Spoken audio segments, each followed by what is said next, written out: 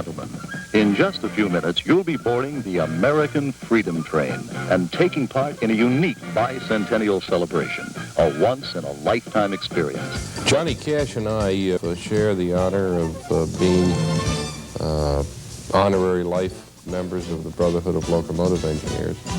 We're one of, he and I are two of a very small handful of Americans to have been so honored. And Johnny was nice enough to help us work with you during the project and shoot a promotional film using a locomotive in a park in Tennessee.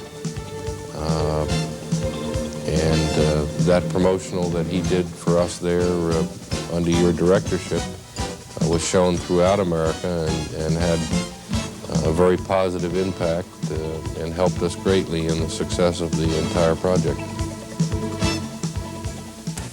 Hello, I'm Johnny Cash. You know, we the people have something to cheer about. America's 200th birthday, the Bicentennial. To help celebrate, the American Freedom Train is coming your way, drawn by a giant steam locomotive. Aboard the train, you'll see an incredible collection of priceless artifacts and documents. The American Freedom Train comes only once. It's an experience you just can't miss, and don't let your kids miss it either. The Freedom Train is coming your way, and when it comes, get on board.